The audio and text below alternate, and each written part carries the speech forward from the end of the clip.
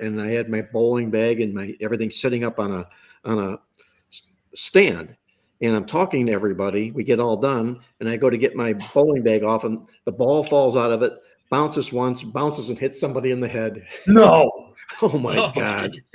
I thought you were going to say it bounced and went down, got a strike, and it didn't count. No, I wish. I wish. What's up, everybody? Hey, Tony, how you doing?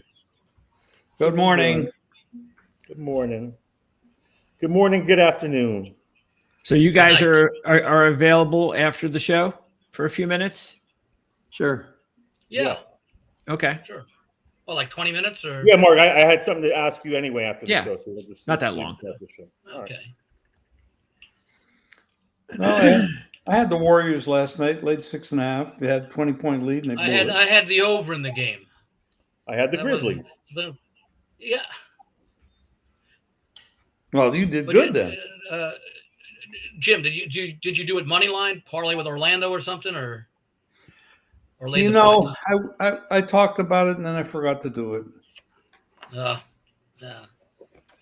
But I have a lot of bets in the. Yeah, I just don't like the way the Warriors are playing right now. They don't have enough. They don't have enough scoring, and I think they were tired off that overtime game, and Houston's going to get in trouble. They're struggling more than they should. I mean, they had a nice little lead that they had built up in that game, and you want. And I'm wondering, this is something we can talk about on the show. But all these teams that play all these playoff series year after year after year, it's wear and tear. The Warriors and some of these other teams, like they've played almost the equivalent of a full season if they've been in the playoffs the last 3 or 4 years. That's true. And they're older each year. But you only have 2 real scorers on that team, and that may not be enough to. No. That's why I'm kind of leaning to the Clippers as a better underdog. Get them in here. Win the West. Flip down here. The big line change on the Clippers. They were a dog in the series. Now they're the favorite. Are any players taking any games off? No, not in this. No. Hey, listen to this. Now, not unless you're up 3-0. Correct me if I'm wrong here, but I read this, and everything on the internet isn't true. So I'm just put that little caveat in there. Yeah. Zion Williamson has been in the league 6 years. It says that he has never played more than 30 games. Could you get me my? Sorry, Jim. Go ahead. Continue. Yeah. Oh my God! I know he's never played a complete season, one. but 30 games. Never more than 30 that sounds wrong, but let's see if I can find that a bunch of time. How would you like to have that contract? Oh. Not if I'm the owner. Well, that's what I meant. Yeah. That is like highway robbery. I mean, it's like ridiculous. He's had a 61 game season and a 70 game season. So no, but he's 3 out of the 5. That's still a lot to miss. He's had things that you can criticize him over because he's got weight issues, and he moved to the wrong city to battle weight issues. Yeah, that's for sure. Where he should be on the Ethiopian team. They have no food. Yeah, huh? Yeah. Well, it depends upon which word weight you're using. WEIGHT would apply to New Orleans. WAIT would be the situation that the team is waiting for him to play a full season. So, I mean, nothing you read on the internet anymore can you take at face value. You've got to fact check everything. It's unbelievable. I'll tell you, I was making a comment on one of the platforms about artificial intelligence, which I call artificial stupidity or natural stupidity, if you will. But I mean, because you realize that this is going to be the thing of the future, and like 20 years from now, doctors, lawyers, NASA astronauts, etc., they're going to be trained using AI, and there are going to be a lot of mistakes being made. I'll use the Google search engine, whatever, and I will ask it a query based on facts that I know are absolutely true, like scores of games or seasons, and it comes back with wrong information probably about 40 to 50% of the time. Yeah, more times than it doesn't. It's incorrect, right? When you get into results, statistical results, And all it does is scans the internet and looks for stories that were posted and things like that.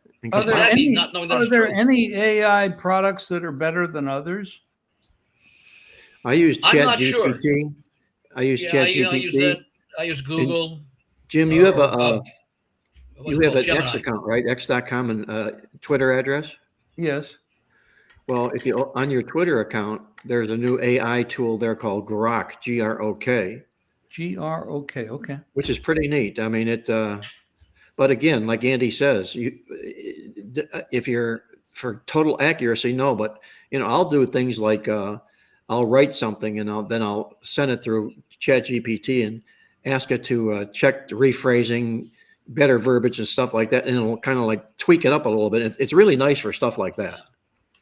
Because I'll tell you, about so 20 years from as now, you produce the product first, yeah, that's original. then it can help. Yeah, from that aspect of it, yes. I'll tell you, in 20 years or maybe 30 years, we won't be around. At least if we are, we may not be in a cognitive state. But nonetheless, when you're going in for surgery, you're going to have to ask your doctor, where'd you get your degree from? And if he says, I got it from the Artificial Intelligence Academy, I'd say, I don't want the surgery done.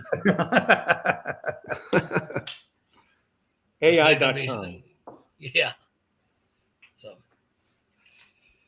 although it'll be interesting to see if AI can do how, if someone does some programming for some handicapping of sports, how that would work. Because I'm sure there's a lot of that already underway. That's already in use. It's already being done. Yeah. But I don't know the accuracy of it, but I know it's already being done. I mean, eventually, it's not negative. I mean, look, what are lines based off? A million simulations. Yeah. So the bottom line is if you're trusting that, you're not very smart, but it is what it is. Eventually, this is going to become very, very good. It's going to become accurate. I mean, there's too many scientific minds working on it to improve it. So give it 5 years. It's going to be, I think it'd be pretty scary. Well, the only problem is you're trying to predict what humans will do in a given event. And humans, you say, well, they've done this over the last, 6 years or whatever, but today's game is going to be different. So it may help over a large quantity number of games, but for an individual game, and even with artificial intelligence, like I say, with surgery or something, the problem that AI has is that it cannot simulate the human mind decision-making process. Here, guys, listen to this.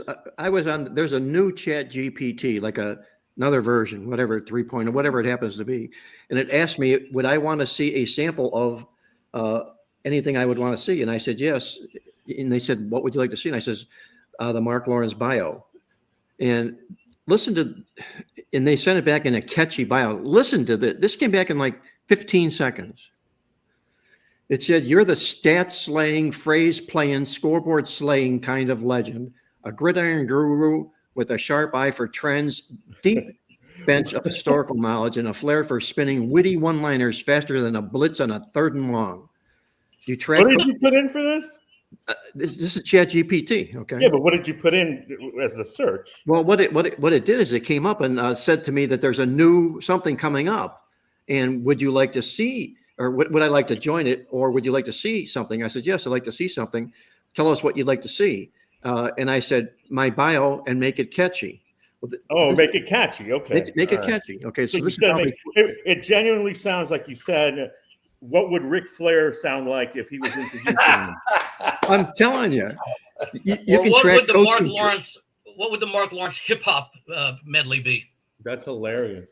You can track coaching trees like a football genealogist, breaking down win-loss records like a Vegas odds maker, and dive into NCAA brackets with the precision of a surgeon holding a highlighter.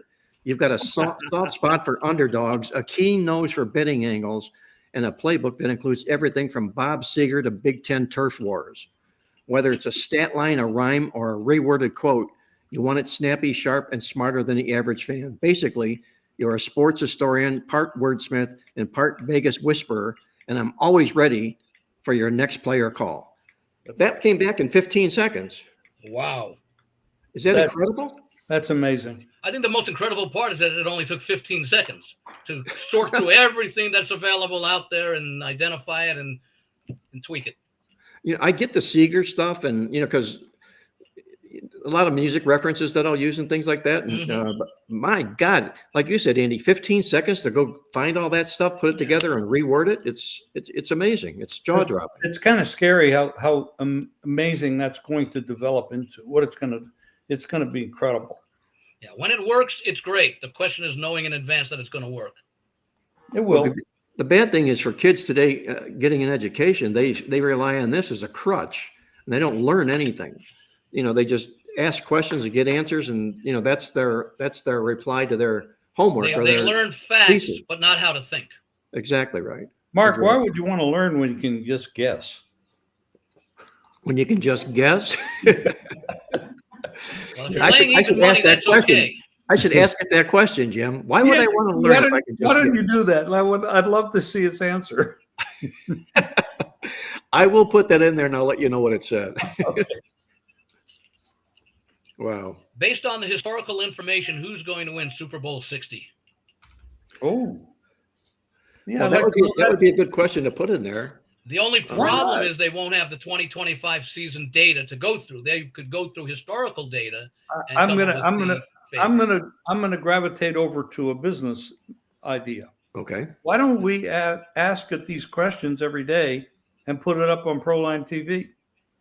Ask questions? You mean just like you just did? And who's going to win the Super Bowl? And these are AI answers, and people could be a good be amazed to read that shit. How about based upon how the economic conditions are and the situation in the markets over the last 2 weeks, what's the Dow supposed to do today? That too. If there isn't a tariff increase, right? Yeah. Wow. I'm sure people are using things like that and have been for years, but again, the results are only as good as the data that goes into it. People are talking about the tariff increases and stuff, but the biggest issue, there are not enough people talking about this, is the realignment of our alliances. That is the biggest danger going forward. Yeah. Because all of our friends are now becoming friends with China, and all of our enemies are becoming friends with us. What I said about a week or so ago, that what's going to happen along those lines, Jim, is that the rest of the world will be creating alliances that do not include the United States, and the United States will be left out of a lot of markets, and everybody in the rest of the world will be profiting off of that because they won't be dealing with the kind of tariffs that we have. That's something that has to be considered. You couldn't be more right. And now back to sports. That was our AI segment. Now let's go back to sports. And some people would say that AI, because it's my initials, that's what I have, artificial intelligence. Well, it's Andy Iskoe. He is our AI. And if in doubt, we always go to Andy Iskoe. He is our AI. Yes, he is. Yes, he is. I want to remind all our listeners out there, I know you've been tuned in. We're backstage, per se, if you will, for this particular show. But I want to remind everybody that this Playbook Against the Spread podcast is now a part of Proline TV, the Proline TV platform. You can view this podcast at prolinetv.com or the YouTube channel. And while you're here right now, hit the subscribe button down below. There's no charge. And also hit the like button, if you will. And if you hit that subscribe button, Greg, can you tell me if they hit the subscribe button, how they can be notified? We can notify them of something. Is there something else they need to hit? If they hit the notification bell, okay, that will give them a audio alert for whenever there's a show available in their library. And of course, they'll also get an email when something pops up, like especially if we have like a live show. That's really when it comes in handy, because this way, in case you want to be a part of our live programming, sometimes we have no idea whenever those live programming is going to come about. So hitting the notification bell is real important, and also sharing the videos and liking the videos as well. All that stuff is really important if you'd like to support the channel. And speaking of sports, everybody. That's who you heard. That guy. The bell? You got a pin for your dog. Well, when he barks, I put him up. Yes. I thought he's hitting the bell every time he barks. I didn't tie that all together. Just so our listeners and viewers out there know that this is going to be the only weekend all season long for the NASCAR Cup Series not to be racing this weekend. No racing on Easter Sunday. And Greg, I know you do a NASCAR show. Don't they often take off Mother's Day weekend too? Not this year, I don't think. Not this year. I think in the past they may have, but I know. When is Mother's Day? around May 10th or so, something around. Oh, no, they won't be doing it this time around. Yeah, they made a few changes because they added a couple of races. They added a couple of new races, and so they've really squeezed everybody. And I'm pretty sure this is the only week off.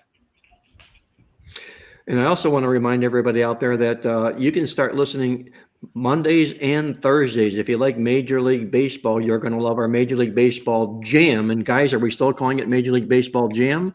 Or has that name changed? We've got the bash. We're into the bash now. We've gone from jam to sounds bash. good, yeah. Yes. Okay. Bash. Major League You Baseball. have BASH. butchered this name, Art. You christened it, then you confused the heck out of me for it, and then but Then I gave it away. The bash has stuck and has gotten the everybody's approval.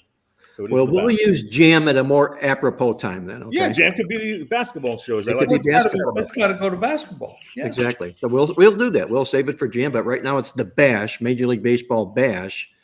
And you can catch Tony Mejia, Jim Feist every Monday and Thursday here on Proline TV. Andy Isco joins in as well, oftentimes in that show. So you want to mark that down. The Major League Baseball bash to get all your baseball inside information here at ProlineTV.com. And with that, guys, let's talk about. By the way, excuse me, Mark, if you join us or if Greg joins us and there are four of us, we can call it the Grand Slam. Oh, nice. And then we can maybe have a grand salami of some kind. Oh, let's not even go there. We cannot. I'm gonna nix that now. It's the bash because I have Ixnay on the grand salami. keeping. Well, there is NBA playoffs going on, guys, right now. And as most of our listeners out there. Strider, by the way. Yes. I said I'm sorry, my internet branked up. But Spencer Strider, by the way, first batter, Bo Bichetti struck him out. So there might be hope for the Braves yet. Well, he's back. Horrible effort last night. He struck out 13 in his warm up before the last time. I guess was the warm up before coming to the majors to pitch today. Right. I bet him over his strikeouts, and I got him in the first 5 innings. I wanted nothing to do with it until I saw him. Do it. After I heard about the 13 strikeouts, I went for it. Very good. We're going to touch Major League Baseball on the show here, guys, right after we get into the NBA for the playoffs. And the baseball guys, our baseball bashers, will have a lot to say about that particular subject when it gets here. But let's move over to the NBA playoffs. We started the NBA play-in games last night. And I'm going to say this from a segment that they did.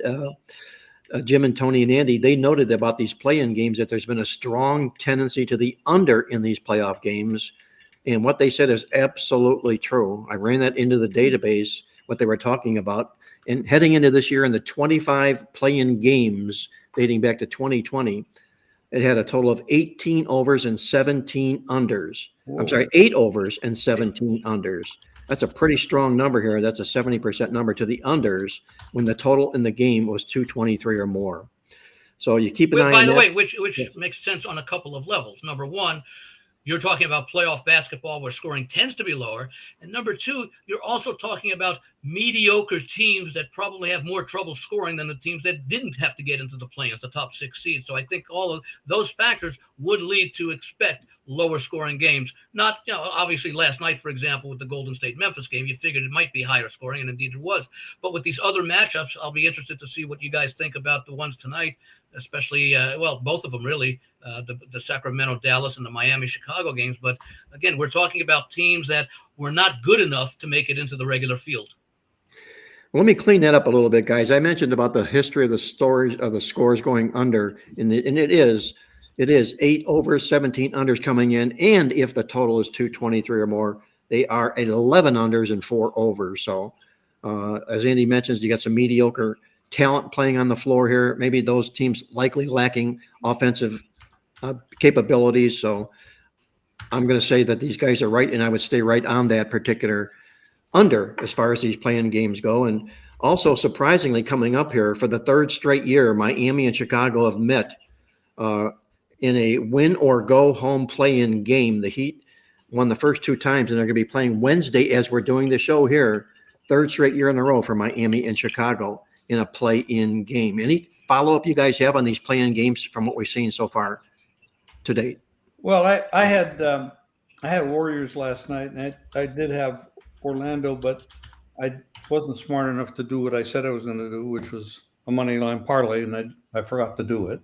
But I did have I laid 6.5 with the Warriors, and I blew a 20-point lead to not cover, so that was a loser for me. Well, I like the Grizzlies, but I also like the Hawks, so split for me as well. And I did the over in the Memphis game, and I can tell you right now that was the only one of the 4 games that I had any serious opinion on. The 2 last night and 2 tonight. but I'm with Andy on this. These teams we're watching in the play-in games, we are not going to be watching these teams a month from now. It's entertainment for the NBA. Is more betting. Warriors excluded. Yeah, Warriors excluded. I don't think they're going to be a force, but nonetheless, Jimmy Butler's there. And interesting stat on Jimmy Butler: since Golden State acquired him, they're 24-7 since they've acquired him. But they were. And by the way, isn't it even better when both he and Curry are playing in the same game? With something like 18-2 or 19-2. It could well be. Yeah. It could well be. And that's why the Warriors are excluded. Because the Warriors were 0-3 in their previous play-in games until Jimmy Butler arrived. Playoff Jimmy. These are Jimmy Butler's records in the playoff postseason in his career. One of the reasons they call him Playoff Jimmy, in his career, he's only 59-60. He's averaged 18.1 points a game, and his net over/under for the time he's on the court, like they grade hockey players the time on their ice, he's plus 24. Plus 24 net points, Jimmy Butler, in the playoffs when he's on the floor. That's a pretty strong number here. It is, but isn't that over like 120 games, 119 games? 119 games, yes. So plus exactly. 24 cumulative is relatively insignificant. Well, no, what it is it's not negative, Andy. Okay. That's less than, what, a quarter of a point a game. Yeah, that's true. But you would expect it to be positive for a guy like that. Yes, you would. Don't you think that, I mean, Steph is not young, and Butler's been around a while, but I don't, originally I thought that they were going to maybe win the West, but they have not been impressive for the last 6 games that they've played. Are they running out of gas? Are the legs tired? Are they getting too old? And what the hell? That's all those extra games I mentioned earlier that these teams have played, that a lot of these teams, a number of these teams have played over, if you go, what do they play? 4 7-game series. So that's a potential for 28 games. So let's say on average, the NBA champion plays 20 games. So if you've been in the NBA finals or the conference finals at the very least over the past 4 seasons, you've played the equivalent of an extra full season. And think of of all the major sports, I could argue that basketball is the hardest on the body because of the pounding of the legs and the knees up and down the court for 38 to 42 minutes, depending upon how many minutes you play. That adds up over the course of an 82-game season. Add in an extra season, so these guys are playing 5 seasons over a 4-season span, and they're getting older as they do it. There might be some NFL offensive linemen that might beg differ, Andy, but I understand what you're saying about the NBA and the hit that it takes in the body. I'm sorry, Tony, go ahead. I just said, let me play devil's advocate on this. This is nothing new. I mean, Michael Jordan and the Bulls played equivalent of an extra season every year. Same thing with the past Miami Heat and Golden State Warriors dynasties. Yeah. The Golden State Warriors are an older team, but the bottom line is the Golden State Warriors are being overhyped, I think, by odds makers who know that people want to bet the Warriors. I mean, you look at the Houston Rockets series line, and we talked about this on our Western Conference preview show. The Lakers have the second best odds behind the Thunder to win the West, and the Warriors are third, and the second-seeded Rockets, I believe, are 7th among Western Conference teams. So if you looked at the series price for Golden State and Houston, despite the fact that the series starts in Houston and the Warriors, are probably going to be favored in that game 1. We'll see about that. But even if they're not, I believe the Warriors are minus 200 to win the series. To win the Rocket series? Yes. That's what yep. But the money's coming in. Wow. The money has come in on Houston after that opening, which it's about minus 185 to 190 right now on Warriors. Take back on Rockets. I see as high as 165. And look, the Warriors should win that series. They're certainly the more accomplished team, but it's such a bad matchup and people are, I think odds makers are just basically saying, we know the money's going to come in on the Warriors and not the Rockets. Tony, if you look at all the stats these teams accomplished this basketball season here, you find some check boxes on the Houston Rockets side, aplenty. You don't find many on the Golden State Warriors at all. Houston, best rebounding team in the NBA. You can keep going on and on and on. But the Warriors, they just don't show up statistically. Their defense is their defensive field goal percentage is lacking. All these things. They're not even in amongst the top three-pointing shooting teams as they accustomedly were in the past. How did that change? I mean, in the statistical side, when Butler joined the team, I know they won more. How did the statistics look in the last 30-some games that he's been there? They became a much better defensive team. But look, the Warriors are an anomaly in that they structure their offense around a jump shooter, which nobody else does, but they just happen to have the best shooter in NBA history. And then you've got Draymond and Jimmy Butler as great defenders. They added this kid Quentin Post, who went undrafted out of Boston College, and he's been a factor off the bench for them. They've got Pochemski, who pre-All-Star break was terrible. Post-All-Star break, he's been their third best scorer. And they added Moses Moody to the starting lineup, and I believe that starting lineup originally started 16-0. I don't know where it is right now, but that's the danger when we look at numbers as a whole in the NBA for various reasons: load management, injuries, the trade deadline. You have to look at numbers since the All-Star break legitimately to factor those into the playoff your playoff projections. Let me ask you a question, Tony. We see something very unusual. Maybe the Bulls did it in their heyday. But you take a look at the teams but Houston's one of those teams that just hasn't gotten a lot of pub because they play in Houston. They don't play in Los Angeles like the Lakers and the Clippers. They're not a recent NBA champion like the Denver Nuggets, etc. So it's or Golden State. So it's understandable why Houston is not getting the pub that perhaps it should. But again, take a look at the standings in the West. I don't can't recall when a team that plays 82 games has the best record in the conference by 16 games. I mean, that's basically a fifth of the season that Oklahoma City has has more wins than Houston, 68-52. That's incredible.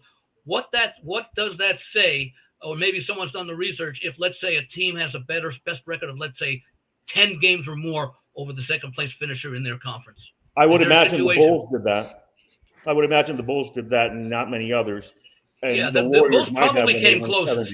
Yeah, I think the Bulls probably came closest. Point differential, I think Oklahoma City set the record this season. Yeah, they had 54 double-digit wins this year. That's the most in NBA history. That was a 50-year record that the Lakers owned. They just smashed everything Oklahoma City did, especially offensively. In fact, those double-digit wins they had, 54, were more than any team in the Western Conference had for total wins for the season. Yeah. That's how impressive that basketball. Well, and I'll say this: Mark and Greg is the only double-digit team. Mark and Greg, because I haven't gotten your opinion. I got Jim and Andy's on our NBA shows. But when you look at the Western Conference, and I'm going to tell you, all right, you've got the Thunder that did this historic thing all season and were the dominant team. And I'm going to give you have to minus 130 for them. Or I'm going to give you the field, which has all these stars: Kawhi Leonard, James Harden, LeBron James, Luka Doncic, Nikola Jokic, and you pick one. Which way are you going to go? I mean, 80% of people are going to take the field. Well, they are, because of the stars on the other teams and the fact that you're getting 6 teams instead of 1. Come playoff time when they get into the nitty gritty of it, but. I'm going to harken back to that record that Oklahoma City, Cleveland, and Boston did this year. And it's when teams, they start out the basketball season when they win 40 games before they lose 20. There's only been 4 teams to do it in NBA history, and they've all won the championship. That have done that. They've all won the championship. And this year, there's 3 of those teams, 3 in 1 year, as opposed to 4 forever going back. I think that's maybe it's an anomaly. I don't know what, but it's Oklahoma City, Cleveland, and Boston this year. And Oklahoma City won their 40th game with only 9 losses. Cleveland had 10 and Boston had 13. So truly a dominating season for Oklahoma City. But would I be on the league against Oklahoma City? I don't want to fade this winner coming out of these 40 No, wins. I'm saying the West. The East is, I think Boston is right there with Oklahoma City as far as the finals. But I'm talking about the West. It's OKC is chalk, not by a ton, but minus 130-ish. And then you can get plus money on everybody else. Based Tony, upon what you said, Mark, I was going to ask.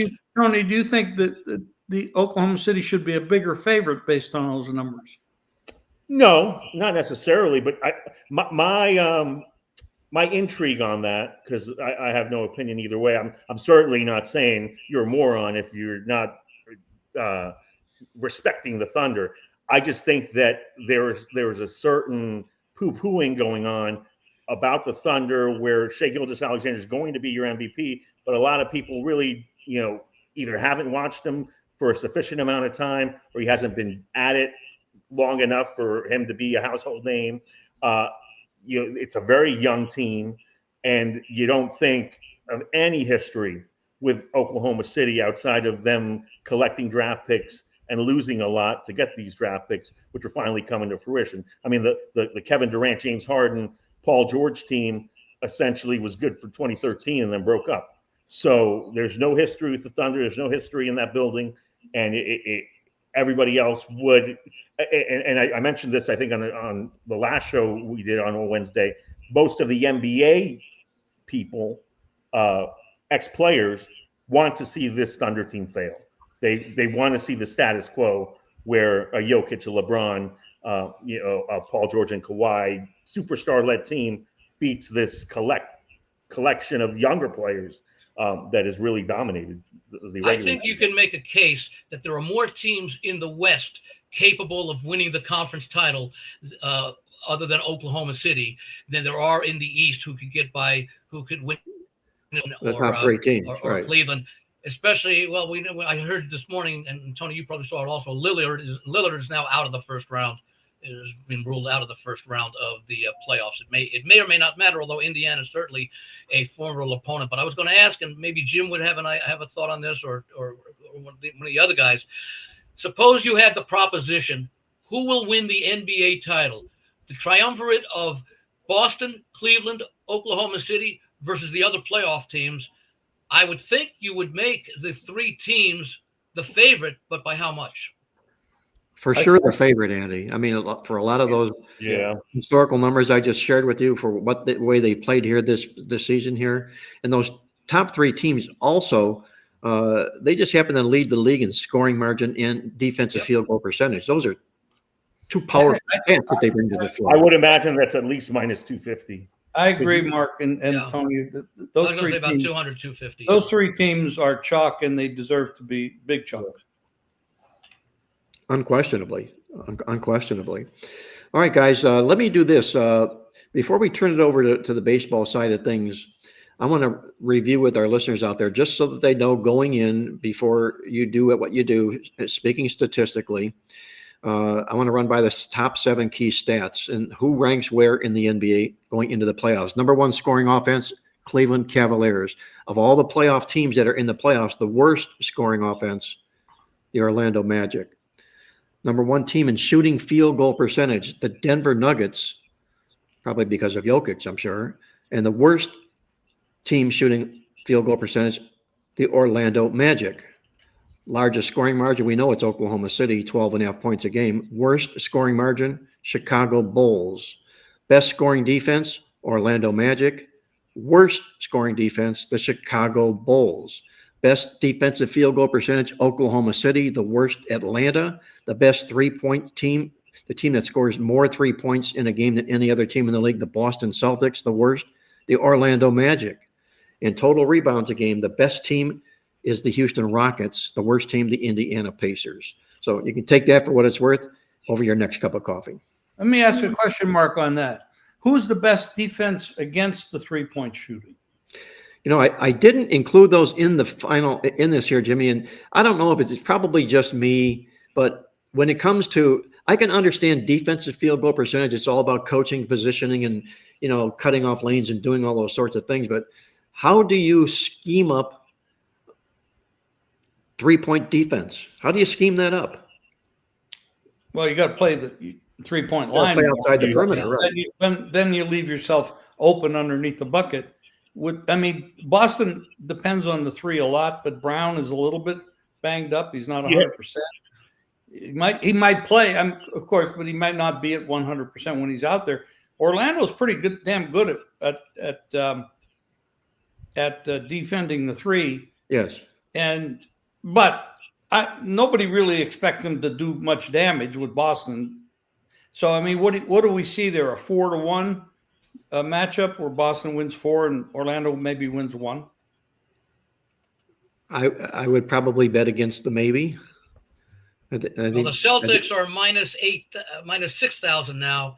Magic plus 2,200 as far as the series odds goes, and I can't remember in an open. Well, I guess in an opening round matchup you might have, but those are pretty large numbers to have to lay 60 to win 1. Put a gun to your head, Jim. Do you think the Magic can win a game against the Celtics? Magic won 2 out of 3 against the Celtics. But I think the Magic missed 2 of those games. Yeah, if they can, I think because their defensive prowess, they can win 1 game. I think it's a 4-1 series. I don't think it's 4-0. Yeah, I was gonna say Celtics in 5 might be the way to play that one when those odds come out. The individual game. Here's the deal with that series, because the Magic are the worst 3-point shooting team in the league, and the Celtics, when they're going, are the most prolific. And I think that in this day and age, it basically is the best against the worst. Magic have a great defense, but they won't have Jalen Suggs. And by the way, to answer your 3-point percentage defense, it's the Thunder. Thunder's the best 3-point defensive percentage. Well, there's another box for Thunder check. I mean, my goodness, that's big. Yeah. I would think also another factor in 3-point defense would be how often you force other teams to use like the entire shot clock and then get off a hasty shot at the very end because you're playing good defense and nobody's been open, and you have to just throw up a 3-pointer at the end. Well, that might be your case for like your Orlando Magics, who are really weak at scoring offensively, but pretty good defensively. So I would think that they kind of tend to milk the clock a bit. They force the other team to use the entire shot clock. Yes. In other words, it's a defensive force as far as the shot clock goes, rather than offense saying we're going to take 22 seconds, 28 seconds, whatever it is. Okay, guys, I've got our baseball bashers in house here right now, and let's move it over to the Major League Baseball scene, the side of things, where I'm just an observer at this stage of the season. But our cast of bashers are experts, and I want to get their opinion on where Major League Baseball is today, maybe even as opposed to where it was last week. Andy, any significant changes you've seen on the Major League Baseball scene as we're speaking today? I don't know if you would call it a change, but because it's been expected, certainly I expected it, it's the fact that Atlanta continues to struggle. We saw it last night with their best pitcher, Schwellenbach, looking very ordinary. And the reason I mention that as a change is that I was able to excuse their 0-7 start to the season when they faced the Dodgers and the Padres, who at the time, the Padres, I think, still have the best record in baseball. The Dodgers, not quite a bit of losing, but both of those teams opened up with nice sweeps of Atlanta, even though they were both at home. And then you go down and you see what Atlanta did. They struggled in the series since then.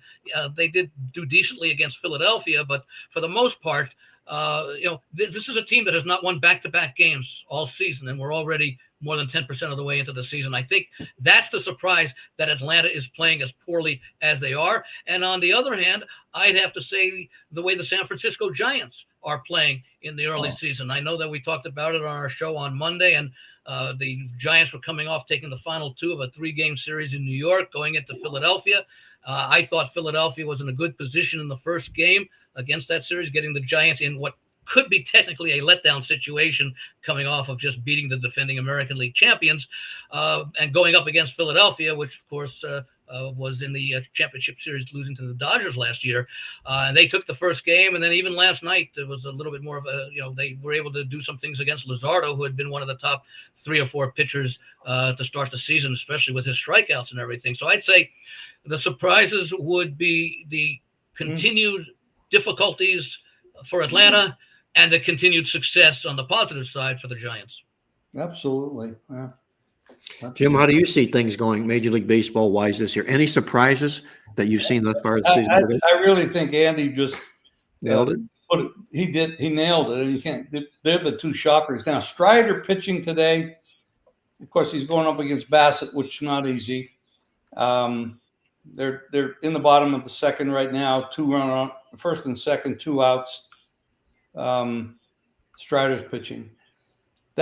That's big. Atlanta needs a shot in the arm, and Strider just might be the guy. If he's not, boy, I don't know. They got to turn this thing around, and they got to do it fast.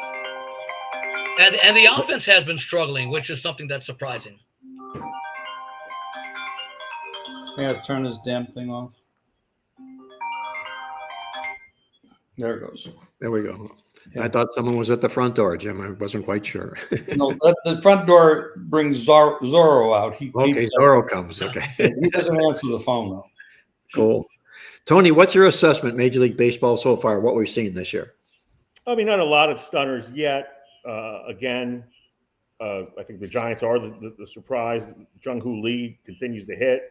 And it's funny to hear how his development got stunted last year because he was injured so quickly, but people were really secretly hoping that he would be what he has currently been. I think leading the entire Major League Baseball in slugging percentage and the National League in doubles, and he continues to hit. And so if you have him and Elliot Ramos, who continues to be consistent in that lineup, really as the anchors, and they've got a lot of depth, all of a sudden the Giants look legitimate, where in that division you kind of have to be, because Arizona, San Diego, and obviously the Dodgers aren't going anywhere. So the collective strength of the NL West, I think, is one prevailing theme. These guys both touched on the Braves.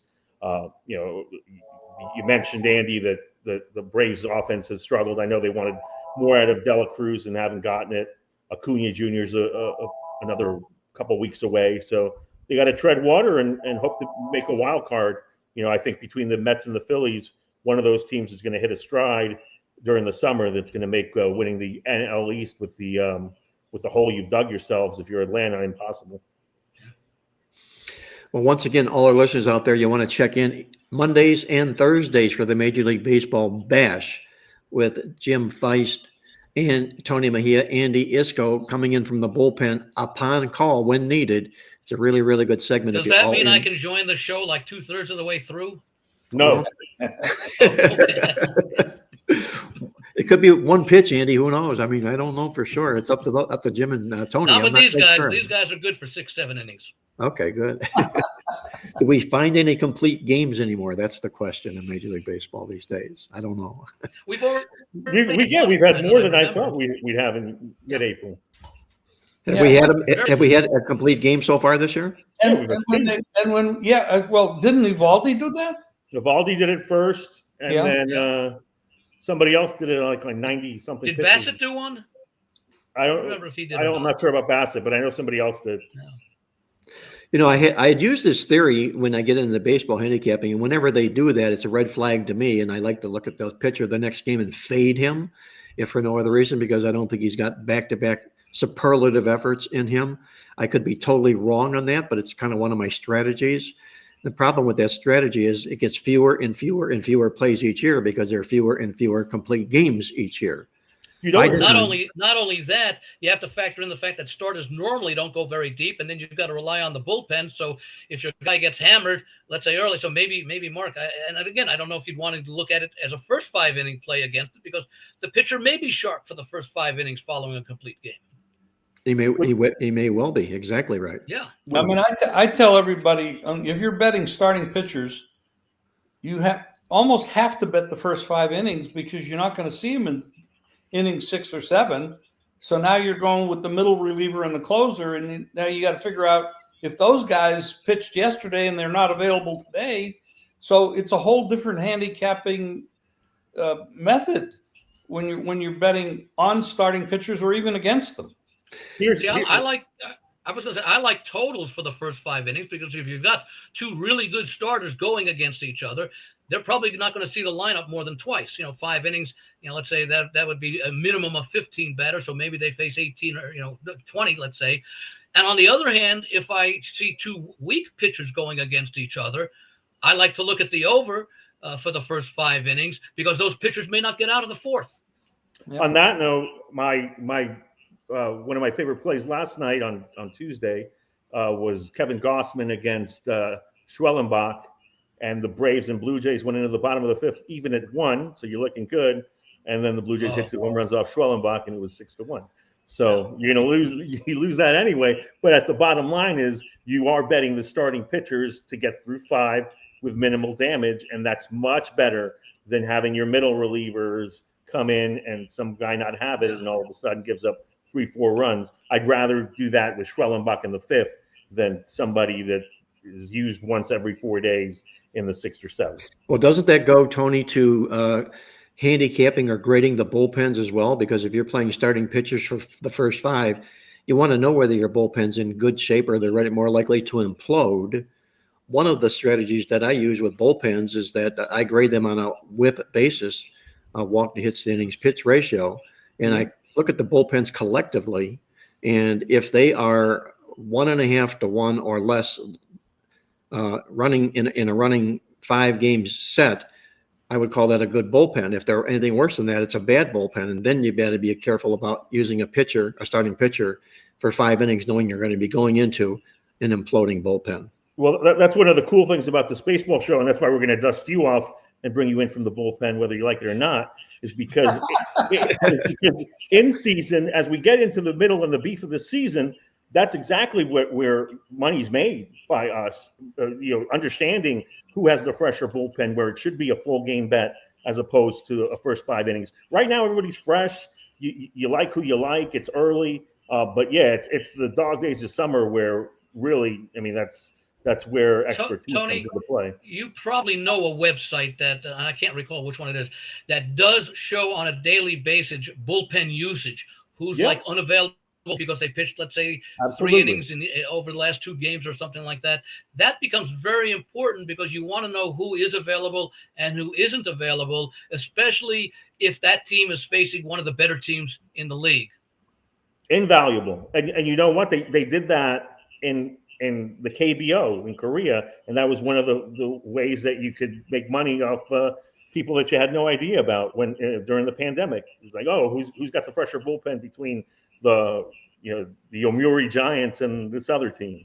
All right, well let's try to get it on that. Well, it all goes to Jim Feist's comment he made to open up this segment about betting pitchers for the first 5 innings of games and then feeling comfortable about what you have coming in back behind you doing just that.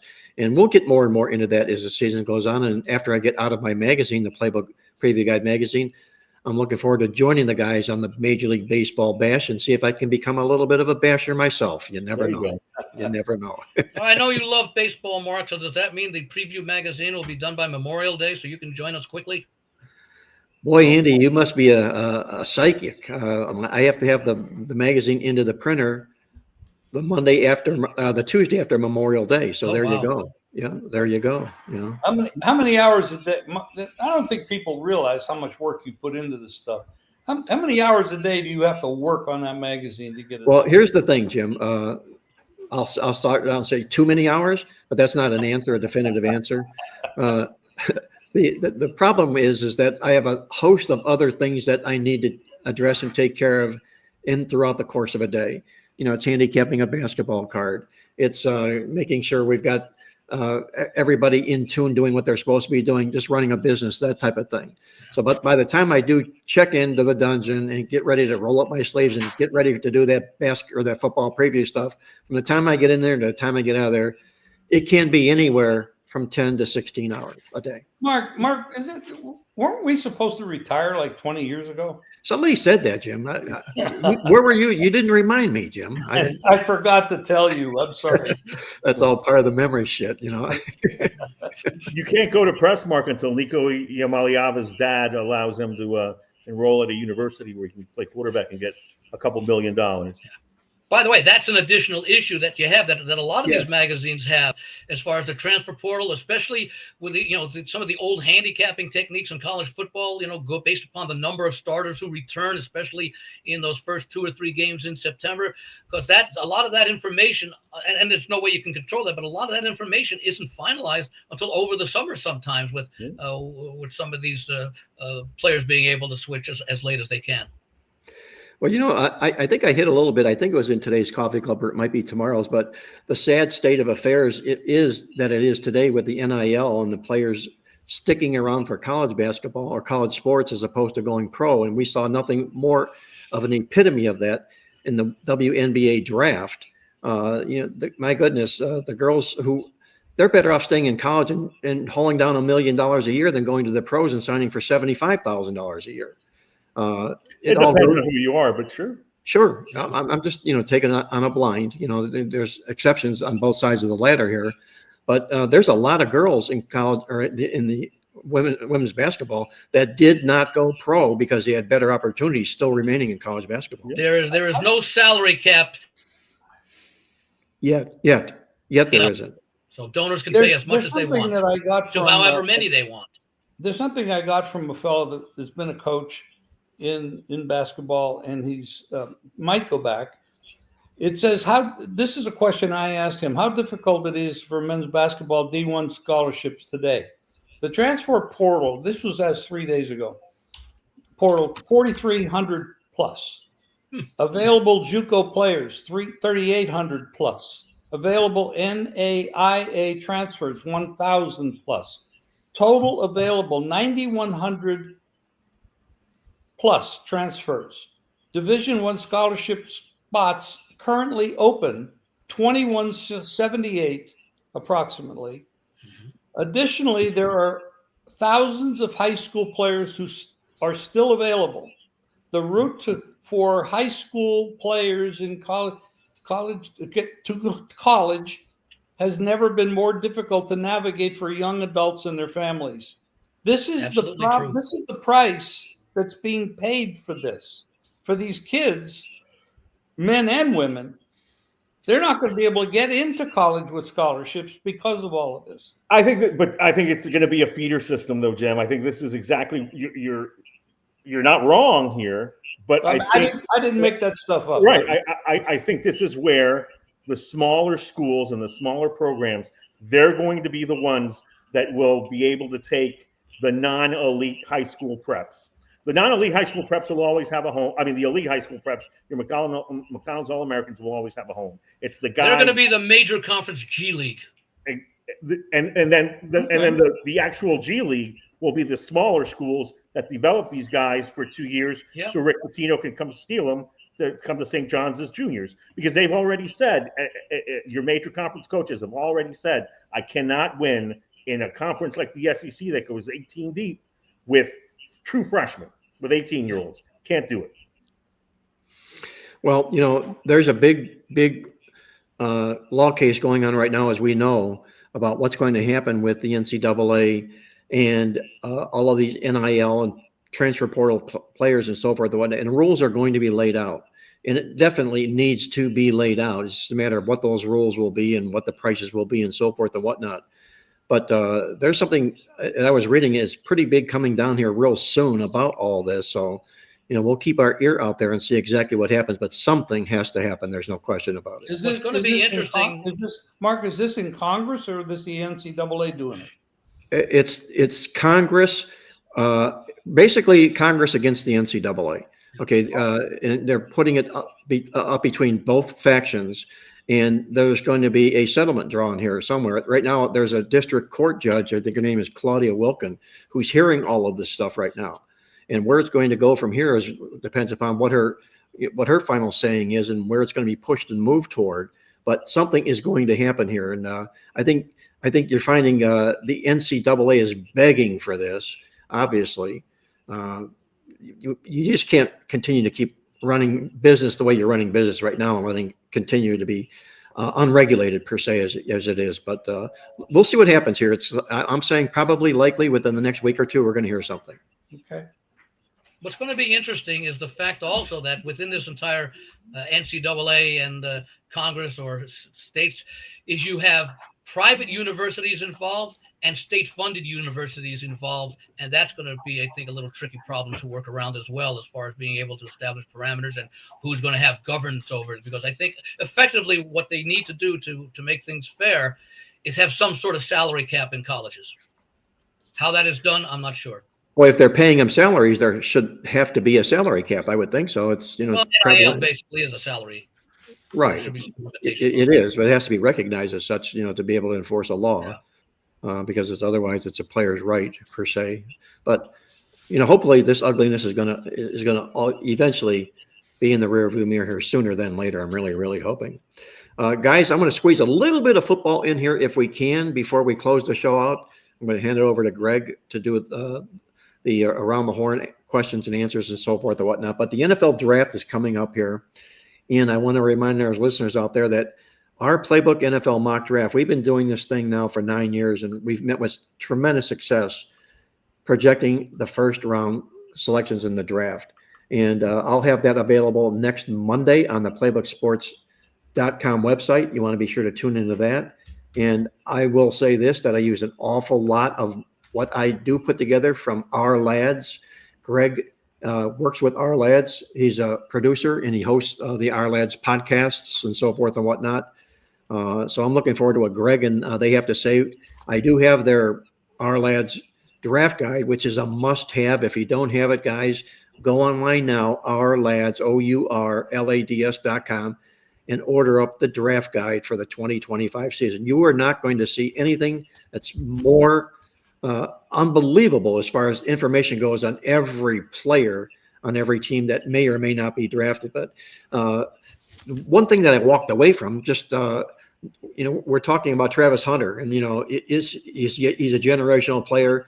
Will he be the first pick of the draft? And all I know is after reading a little Cliff Notes version of their guide, he is the top-rated wide receiver coming out. He's also the top-rated cornerback coming out. So if he played either or position, he'd be the number one at both positions. That's how talented this kid is. But you can by the way, I'm just going to mention one thing, and Greg can validate it. I believe that the Our Lads guide is the most current of all comes out. So it's got the latest up-to-the-minute information on which teams are seriously scouting what players. Because I think, wasn't this just put together or finished up, Greg, within the last couple of days? The guide went to print about 2 weeks ago. Yeah, and the other magazines have been out for more than 2 weeks.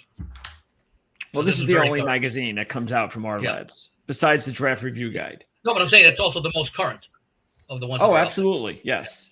But I believe, Greg, correct me if I'm wrong, if you register at ourlads.com, I think they send updates from that draft guide. Not that they're changing the positions and so forth and whatnot about the player rankings and so forth and whatnot, but I think what they change is their mock drafts. Where a player could land, it's like that, as opposed to not where he's rated overall in amongst all other athletes or players, but where the mock draft ends up being, and what team gets what player. Yeah, if you get the newsletter that comes out every day, every other day, and it updates you on the latest happenings and what's going on with the players and so forth. But the key thing is just the scouting information. On the one hand, it's a negative that, say, the guide comes out as late as it does because everybody is so frantic and wants to get all this draft information early. And then the guide doesn't come out or it can't be mailed out until like the first week of April, which is only 3 weeks before the draft. But the good thing is that because it's so late, they do get as much information as it can into a hard copy or a PDF if you want to go ahead and go that route.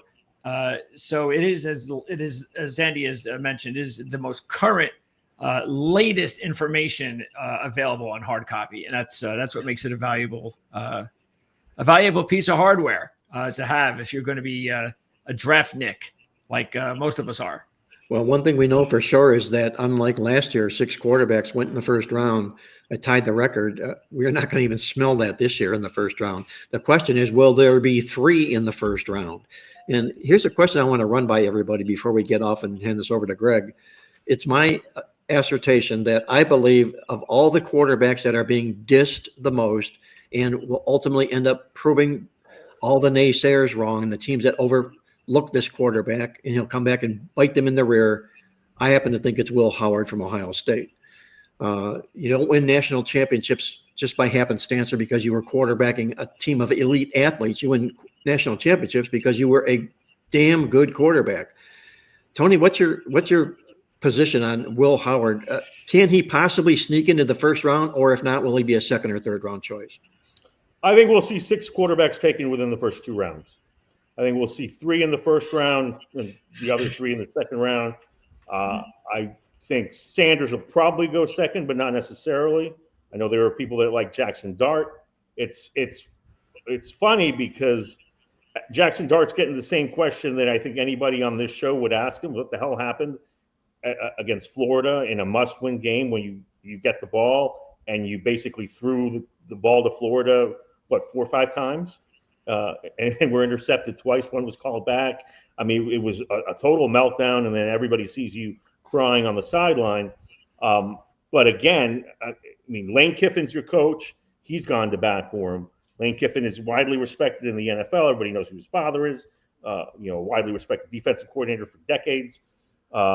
And so I think Jackson Dart has his fans. Tyler Shuck, the talk won't die down about him being the most complete thrower in this draft in terms of his accuracy and how he spins the football. Is he old? He's 25. Does that matter to, say, a team that wants to plug you in because they're only carrying 2 quarterbacks? I think it's a completely different game now than it was 10 years ago. And then you've got, obviously, the number 1 pick is going to be a quarterback in Cam Ward. You've got Jalen Milroe, who some teams won't touch with a 10-foot pole, and others would say, I'll design a package around him and hope he gets it 3 years from now. And so you've got 5 guys right there. And then you have Will Howard as well, who, like you said, won a national championship, and I think will have his admirers. So while we probably will have only 3 quarterbacks and not 6 in this draft, in this first round, I'd be stunned if we don't have 3. Andy, what's your observation? NFL football draft, the amount of quarterbacks we're going to see taken in the first or second round. Andy, do you have if I can unmute as I just did. I was going to say 3 or 4 in the first 2 rounds. I think that Shedeur Sanders and Cam Ward will both be first rounders. We don't know. I mean, I've heard Sanders anywhere from a top 5 to a bottom 8 or something. So we don't know. I think it's probably closer to a top 5 because of the need for quarterbacks, especially now with the situation with the Saints and Derek Carr possibly being out for the entire 2025 season. I would think Jackson Dart and perhaps Will Howard would be the other 2 that would go early. My only concern, and again, a lot of it has to do with what team you go to as far as coaching and development is concerned. I know Tony is very high, and you're very high on Will Howard. My only concern there is he's had some great, and this has been the situation.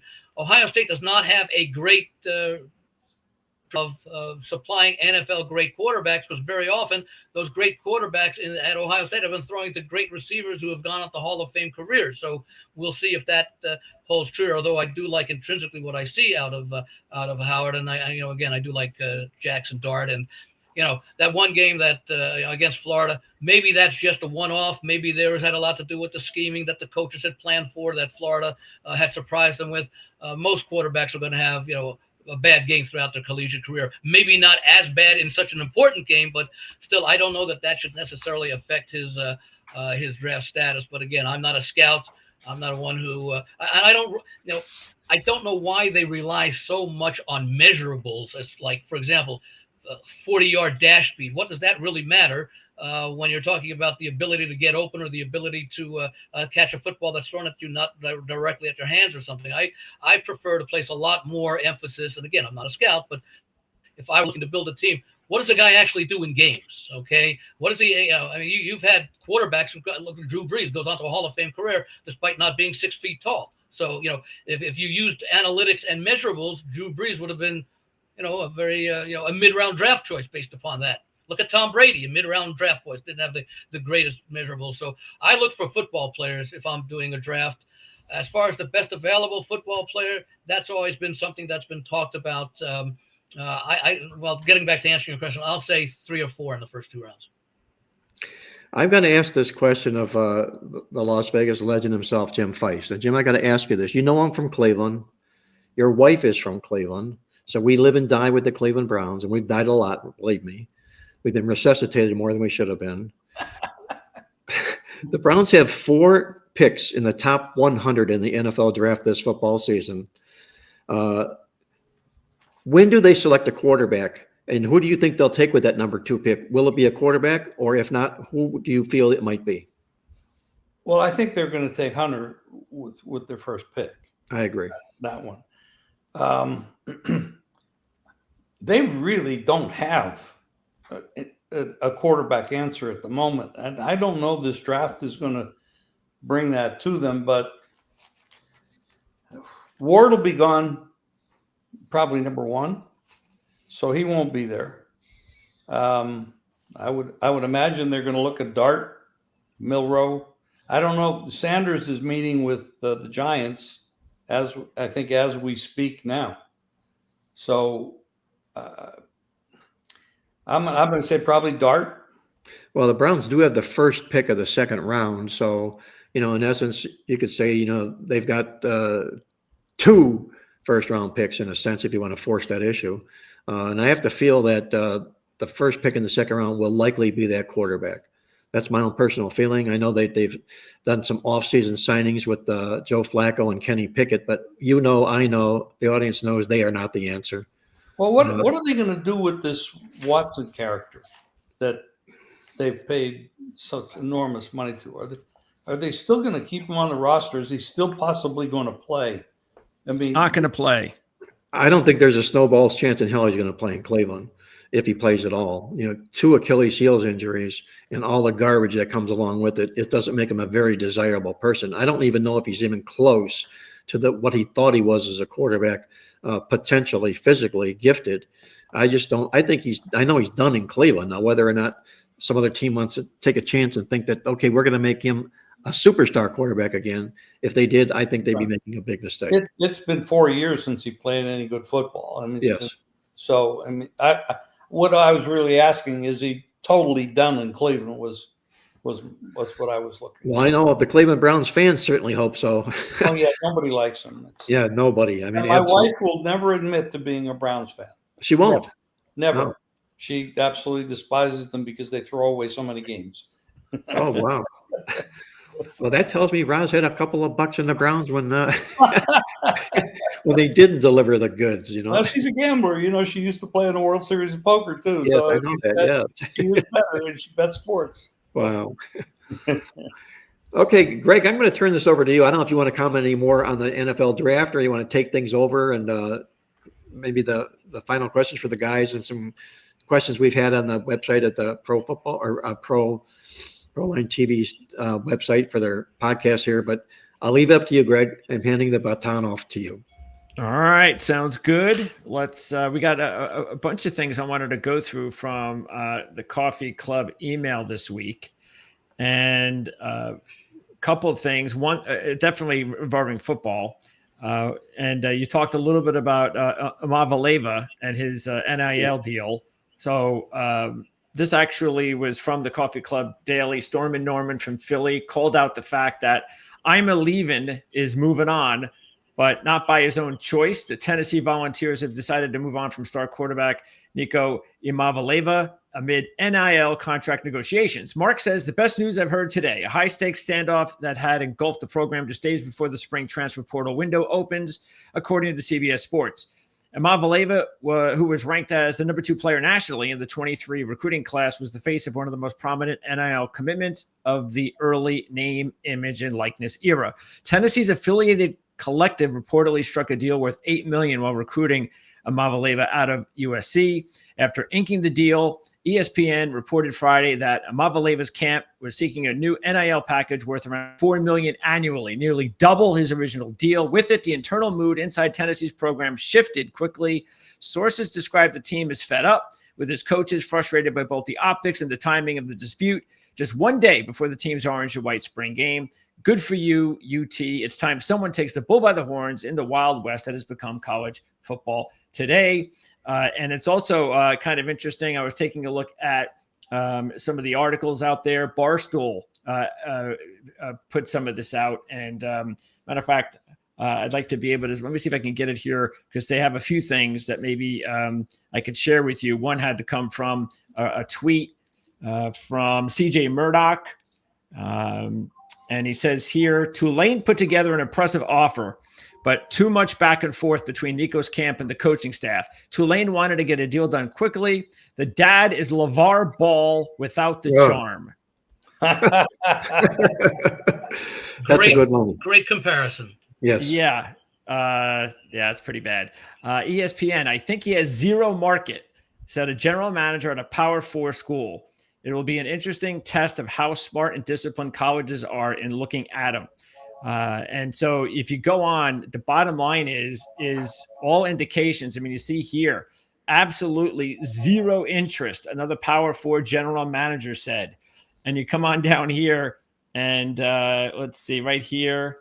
I believe the worse this goes for Nico, the better this story serves as a cautionary tale to the rest of college football.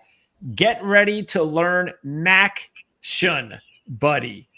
So, of course, that means he might be playing football in the MAC conference in 2025, the way this is going. And I think there's a lot of people, I think there's a lot of fans who would love nothing better than for that to happen. Because if something happens where he gets his way, we're in trouble. And I think everybody knows it. Was it Turner who, I think I recall it was him, who had the NIL money and he distributed a lot of that to his teammates? Turner? From Colorado. Heisman Trophy winner. Oh, okay. I don't know. I thought I had heard within the last few days that he distributed a lot of his. You're talking about Hunter. Hunter, I'm sorry, not Turner. Hunter, yeah, that he had distributed a lot of his NIL money amongst his teammates or whatever. Which, because I bring that to the fore here with the discussion of the quarterback that you're from Tennessee, that could be a problem for the team that he goes to as far as locker room chemistry. And I'm not sure that they're allowed. Maybe that's why the four the Big Four conference guys are speaking, that they may not want to recruit someone with that kind of talent because it might be disruptive in the chemistry of teams with maybe quarterbacks or other talent that's not quite at that level, but much more harmonious with the teammates. Excellent point. Yeah, it says actually here that he doesn't take Hunter he didn't take any NIL money from the collective. Instead, he contributes to it. So he basically paid for up to 10 or 15 deals for his teammates. Yeah. So that's sort of what I was alluding to. Yeah. And not obviously, look, the kid's a tremendous talent. And then you even hear stuff like this. So that's one end of the spectrum. Amavaleva is on the exact opposite end of the spectrum. And that kid's in a lot of trouble right now. So he's going to have to do something about his image. From everything that I understand on the situation, I talked to some people about this, like as it was going on. It's not him, it's his father. His father is in Samoan culture, what your parent says you have to go by. Everybody that is in the locker room with Amavaleva likes him. I don't think he'll end up in the MAC. I think somebody's going to make him $1 million quarterback. It just depends on who now. And the fact is, and we've seen this all the time, of parents overplaying their hands and playing agents. Now that you can absolutely hire an agent, you should do that. Like Nico should be a cautionary tale for exactly that, because bottom line is this world isn't changing. The agents are going to be permissible in the college game, and you're going to get money for playing in college. You have to do it the right way, and this is absolutely the wrong way. Same way with the kid that defected from UNLV. He couldn't find a gig, but Nico's a lot more talented than he is. So I think the MAC is the stretch. We won't see him in the MAC, but it'll be interesting to see. And he's going to have to end up. His dad is going to have to swallow his pride and say, "All right, well, we got to play somewhere," and he'll end up taking a pay cut and with a lot of egg on his face.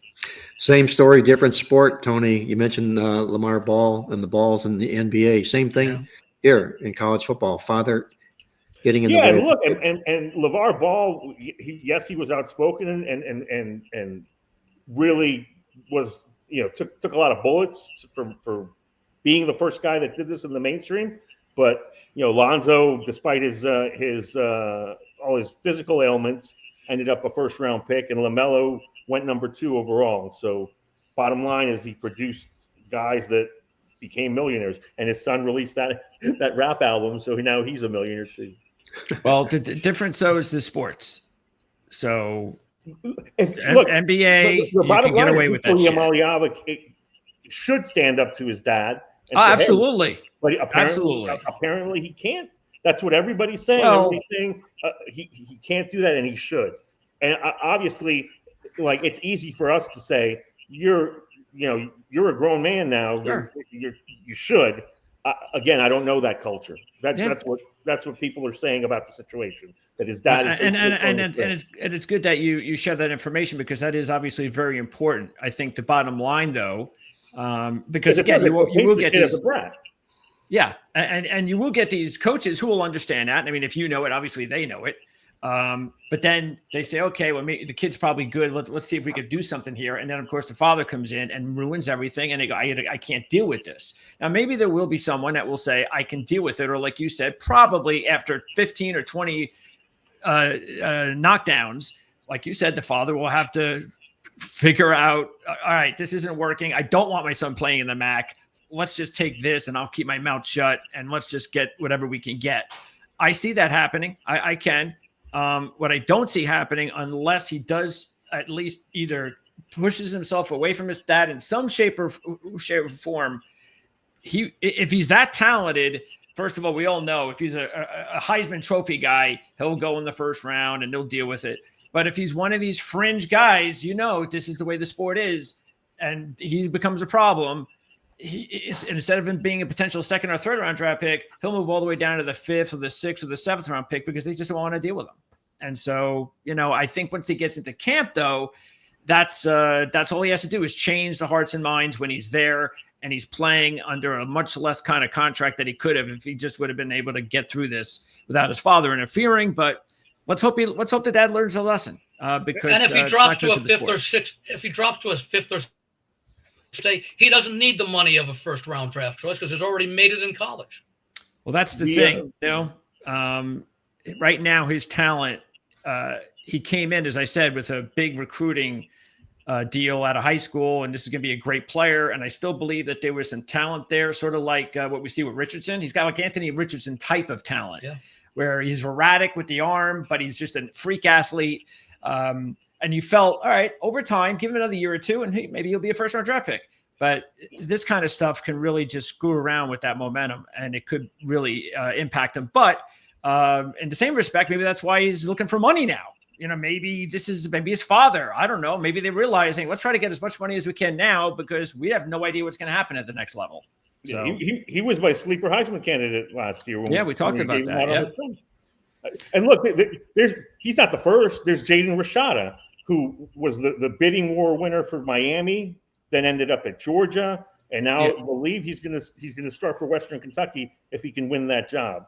And that's what happens. That's the slippery slope when you're overhyped like that. And we understand that with guys in multiple sports. And Nico, we've actually seen him do it at the highest level in terms of college at the SEC. He had some good games. He had some really bad ones. And I think he'll end up somewhere as their starting quarterback. But again, this is a terrible, terrible look, and his dad should be ashamed of himself.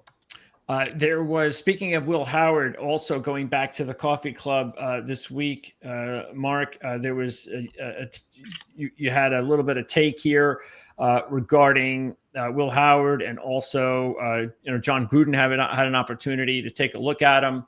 He jumped in there. Yes, right. Go ahead. I'm sorry. Yeah, you went over all of his accolades, and then the fact that You mentioned here, even NFL analyst and former coach John Gruden, known for his media presence, believes that Howard shares a lot of similarities with Josh Allen, particularly in terms of MVP level potential.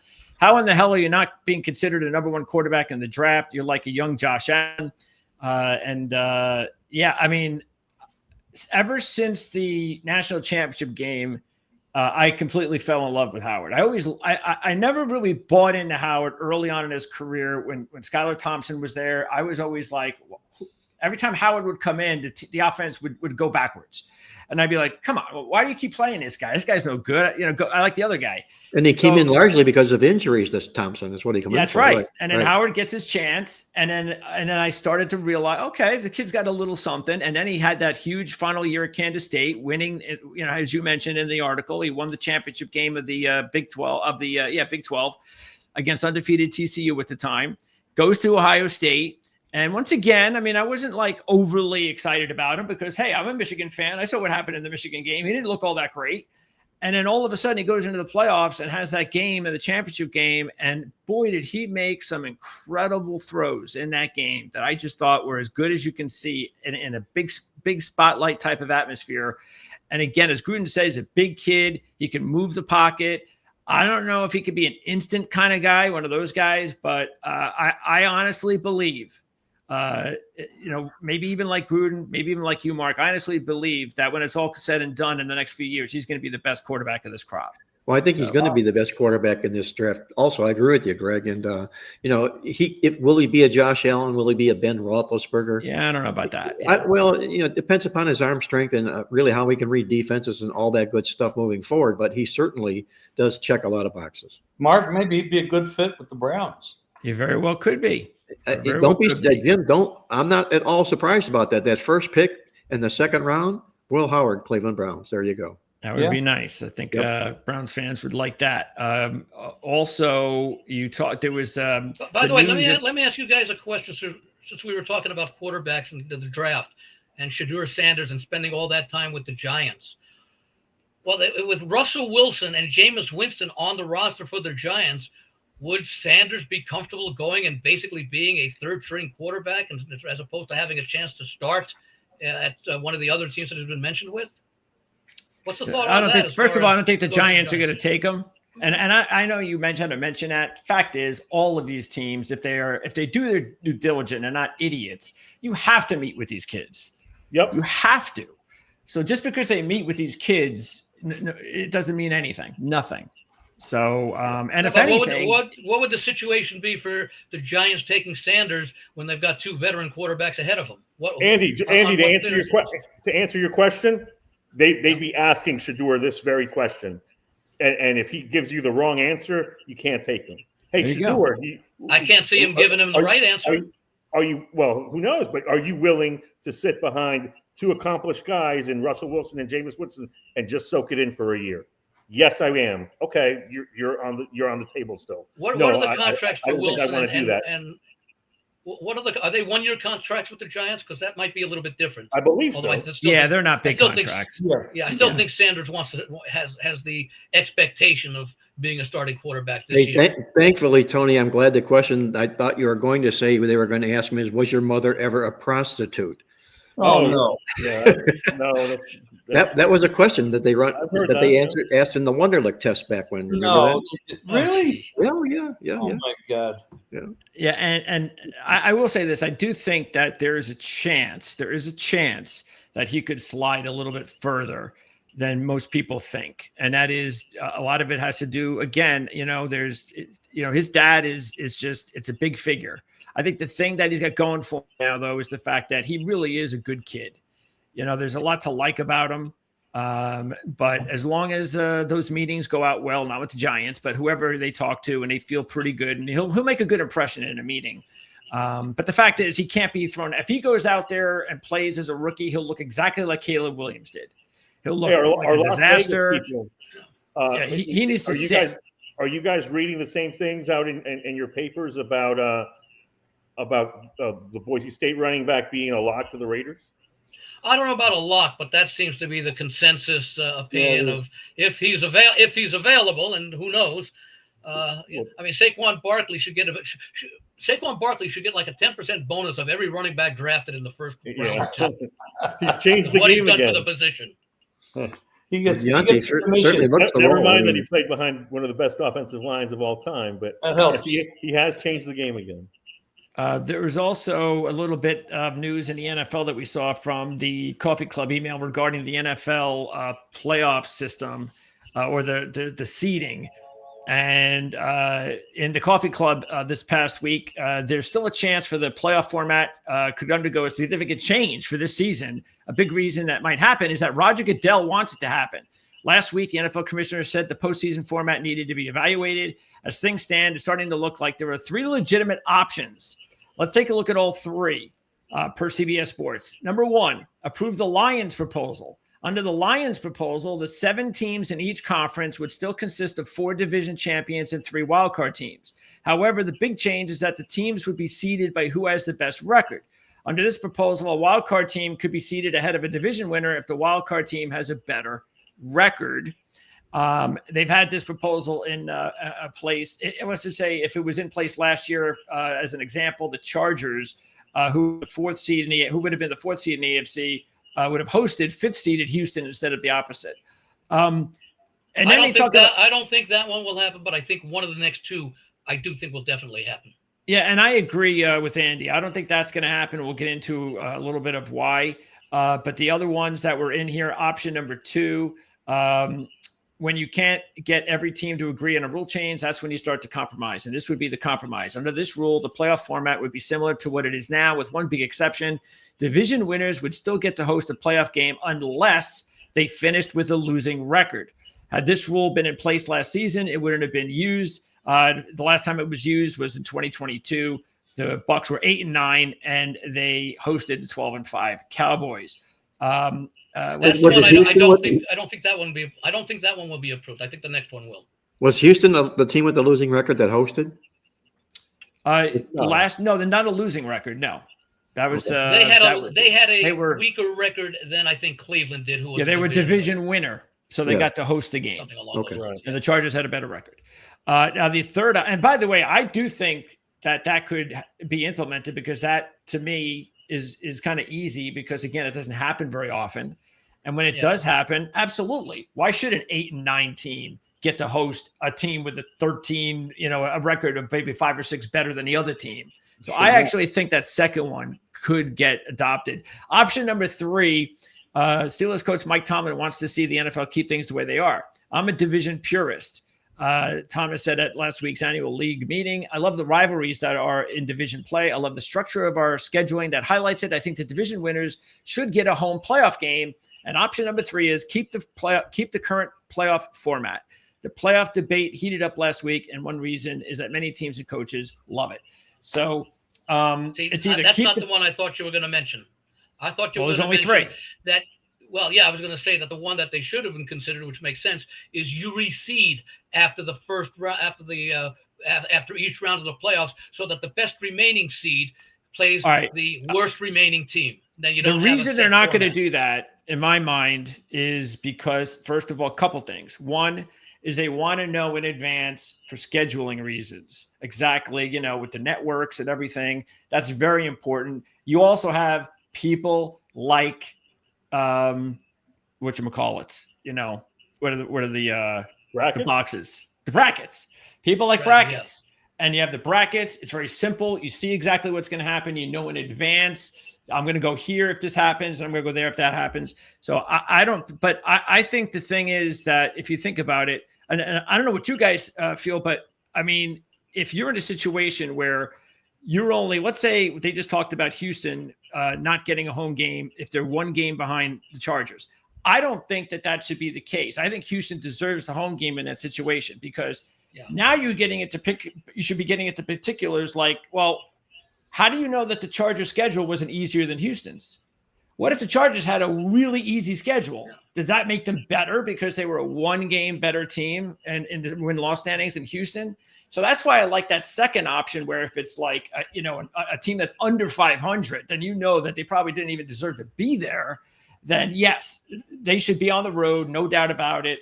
But I have no problem with implementing something that says there has to be something like maybe they're scheduling.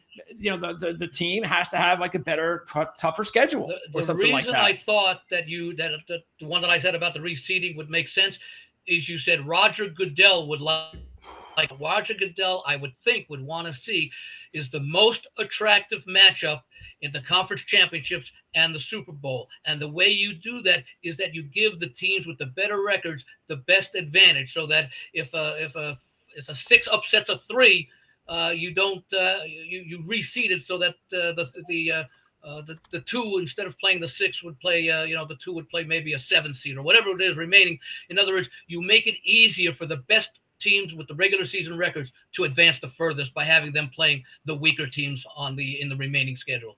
And that's, I think, what Goodell would want, because it drives higher ratings and more interest if you have a matchup as opposed to a team that like, for example, if the Commanders had made it to the Super Bowl, it would have been nice, but I don't know if that would have been as attractive a matchup as the Eagles against the Chiefs, because the Eagles and the Chiefs had the best records.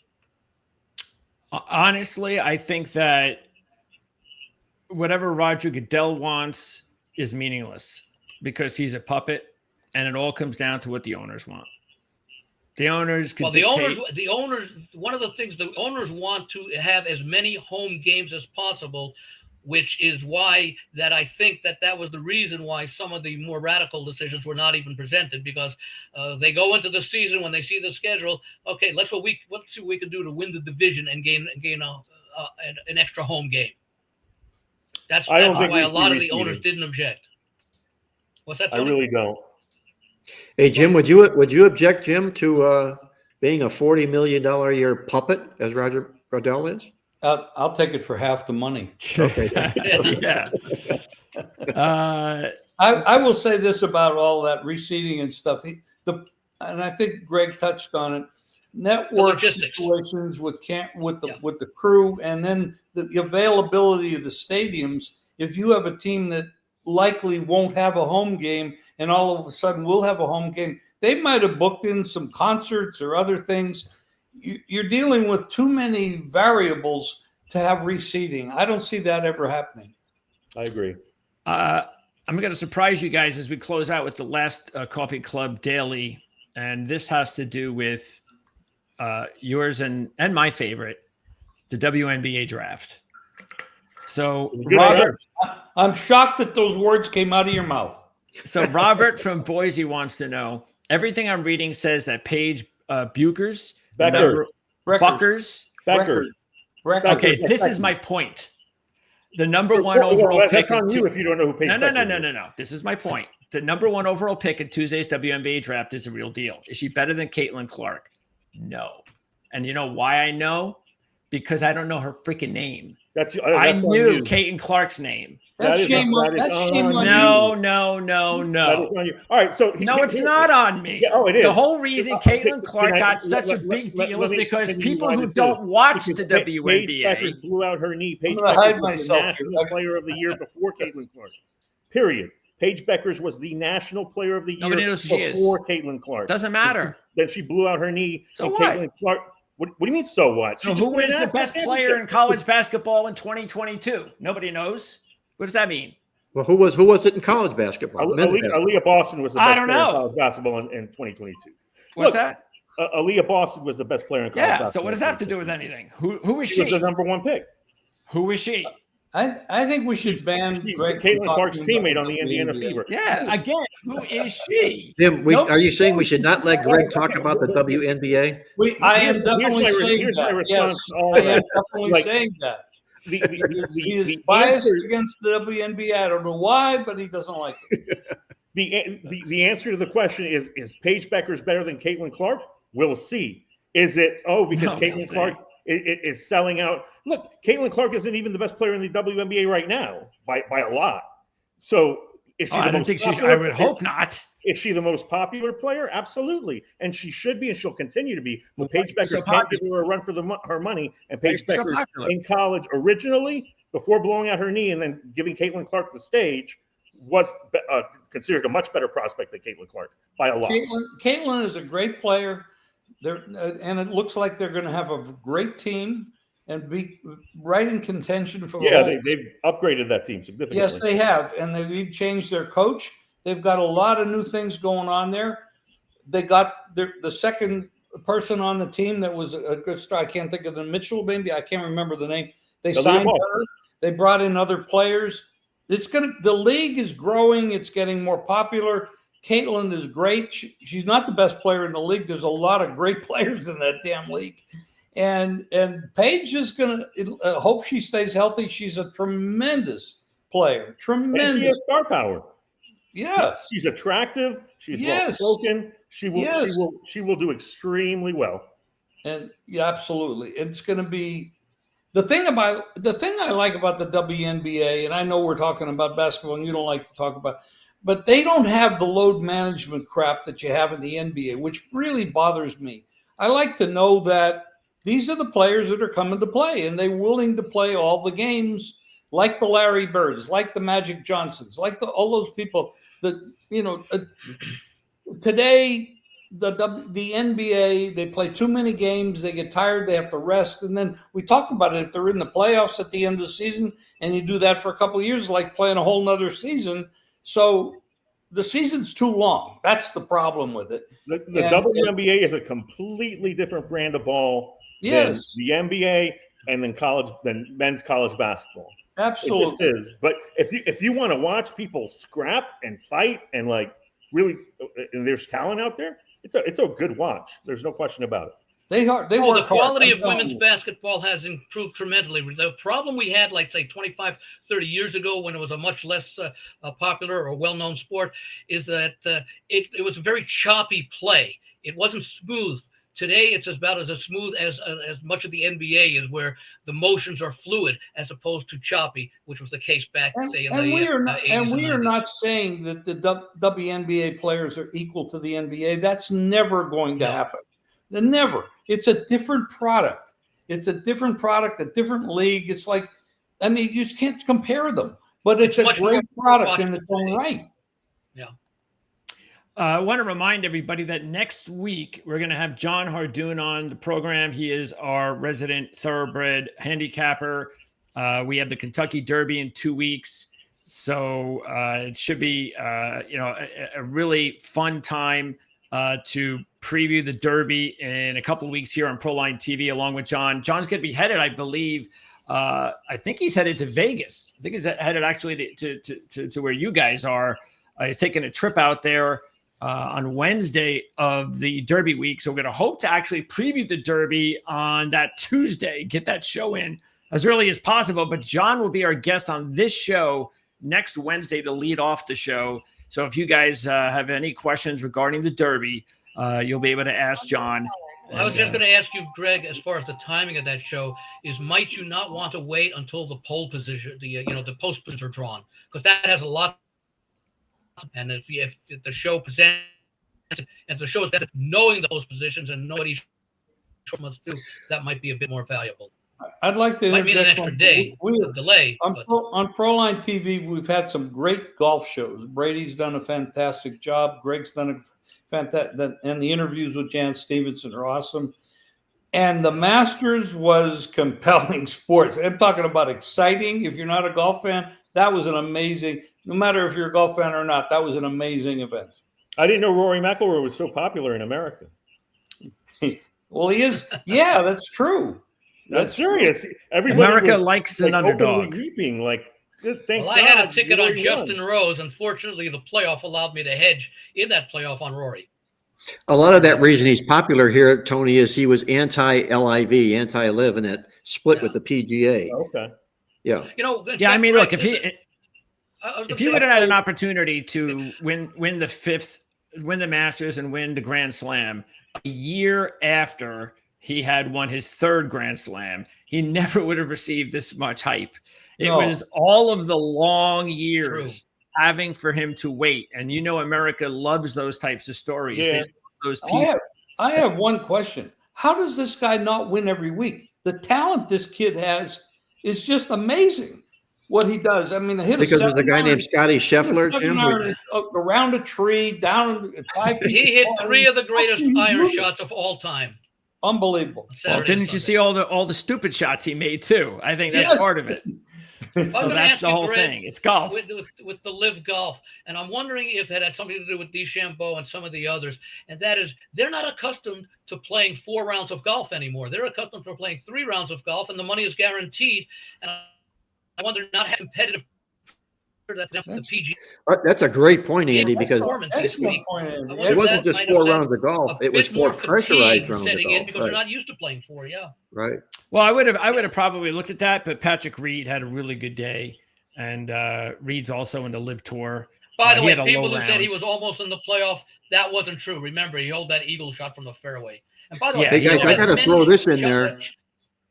I got to throw this in there. Greg Go ahead. DePalma, of all the experts that we did Golf Masters preview shows with, was the only one that had Roy McIlroy to win the tournament.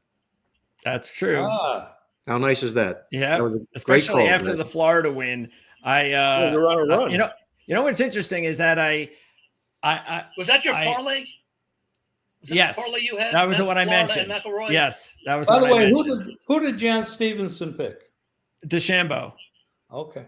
Oh, Yep. okay. So it's been like over a year since I took any money out of my sports book. Because again, when I play money, I don't play anything like you guys.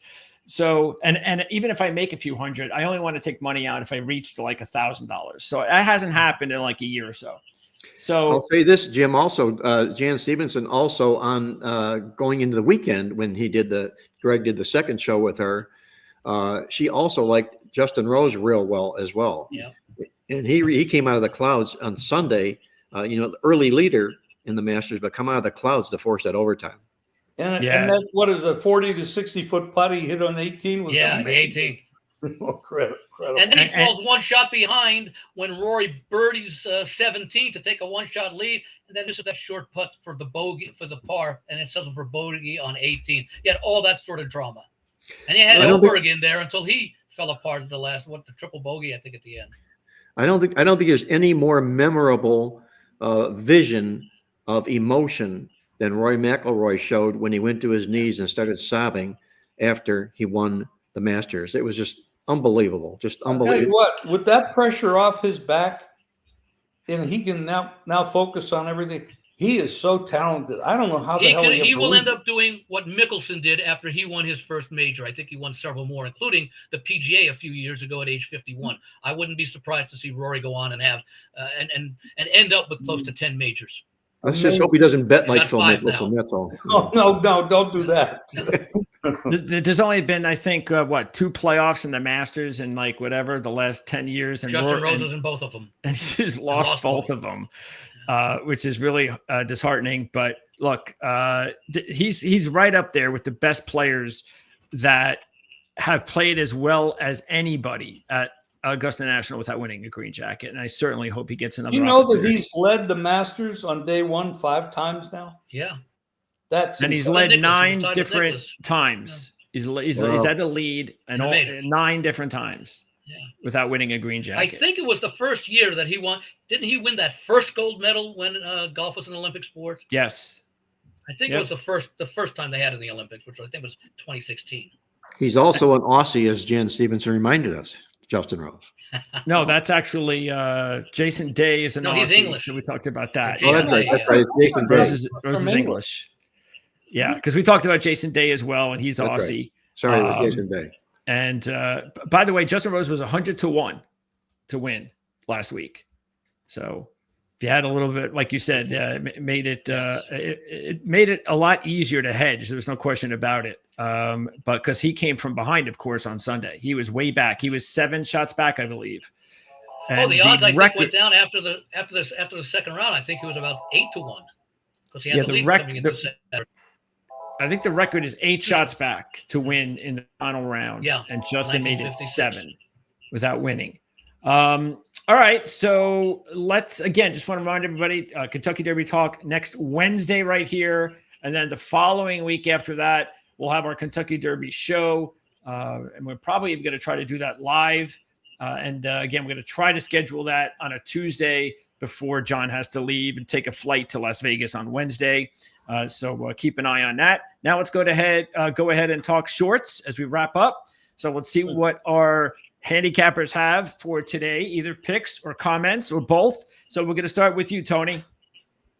All right, let's this airs Wednesday. I'll give you a Friday matchup, I guess, just to get some legs up. Let's talk let's think of what Friday matches. We got Memphis at home against whoever loses tonight or whoever wins tonight between Memphis.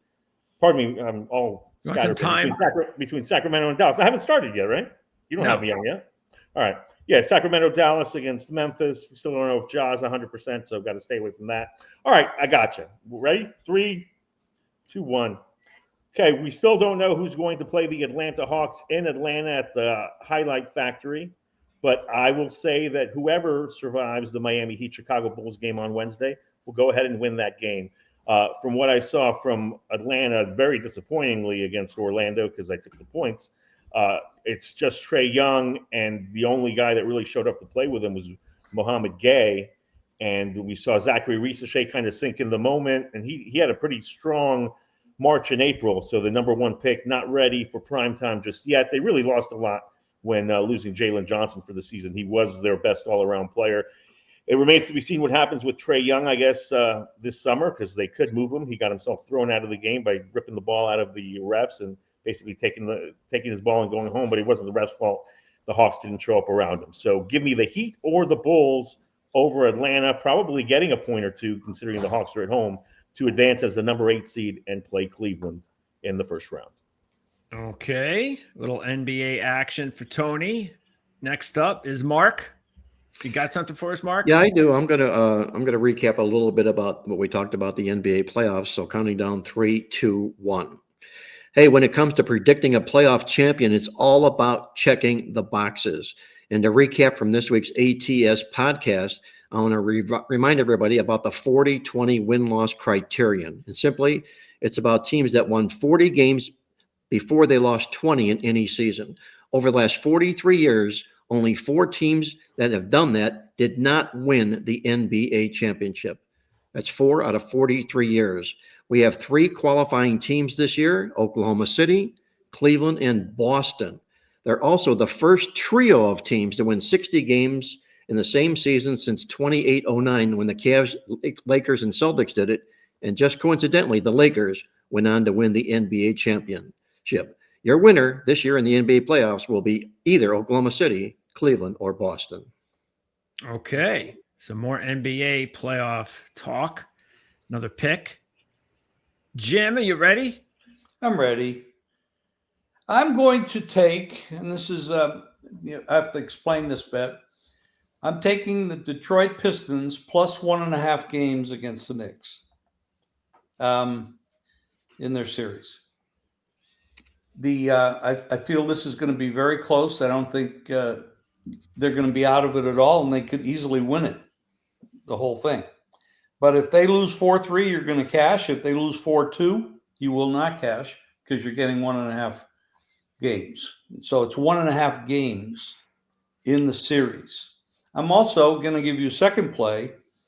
It's not a great price as it was a couple of days ago, but I'm taking the Clippers to upset the Nuggets, win the series, and move on. So you have 2 picks. Yeah. Detroit. Yeah, because I never use up Knicks. to 60 seconds, so I have to go with extra verbiage. And the Clippers. So you have Detroit to beat the Knicks by 1.5.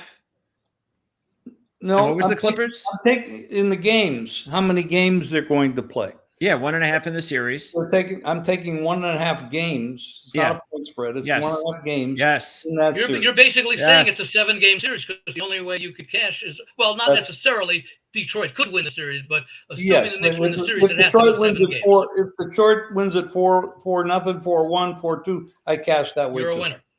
Yes. But if the Knicks win, it has to be a 7-game series. Correct. And what was the Clippers one? To win their series against just to win a series and to move on. All right, 2 picks from Jim in the short. Andy, you going NBA too? Or are you gonna? I will have an NBA pick. I'll give it out at the beginning. I'll save it at the end, because I'm going to go to NFL, and I'll count down 3, 2, 1. The big news in the NFL, of course, is the upcoming draft next week, but a bigger event comes out for a lot of us handicappers and future players, and that's, I believe, around May 15th when the schedule is released. Now, we all know who the teams are going to play and where they're going to play. We don't know the sequencing of the team. So what I like to do, and I suggest a lot of other people do, when the schedule comes out, and you got plenty of time to do it, but let's say by the end of May, season win totals will be adjusted from whatever places have them up now, because you'll know the flat spots. Number one, take a look for the flat spots or high or good spots or bad spots in the upcoming schedule once the sequence is known. And number two, if you're going to analyze season win totals, use the season win totals for strength of schedule based upon the season win totals that can be bet this year, not the way the NFL shows strength of schedule, which is based upon the opponent's record that they're going to face this year, those opponents' records from last year. So use the current year season win totals for that, and make sure you also take a look at the high and low spots. As far as the NBA, I'm going to go with what we talked about briefly earlier. I'm going to make a play on the game, the series with Orlando, to be a 5-game series. Boston wins 4-1. All right, so we'll get that NFL win total in that particular short, and you've got your NBA pick. So we have 4 NBA playoff picks. NBA win total plus schedule dynamics. Yeah, that won't go very well. We'll stick with the NFL win total, the scheduling dynamics. I like that. Okay. All right, yeah. But you got your pick in. That's important too. All right, so there you go. Yeah. That's going to wrap it up for our show, Mark. All right, guys, I want to thank everybody for joining us for the show, all our listeners out there for tuning in, watching, and listening. Be sure to hit that like button, and if you haven't registered, be sure to do just that. And also, while you're there, ring the bell if you hit the subscribe button, and we'll notify you of when our next show will be. So until next week, when we pound the NFL football draft, for Andy Iskoe from TheLogicalApproach.com in Las Vegas, the legend himself, Jim Feist from Las Vegas, Tony Mejia, playbook experts and contributor to the Sporting News, and our producer extraordinaire, Greg DePalma. This is Mark Lawrence, reminding you to always to remember to bet with your head, not over it, and good luck as always.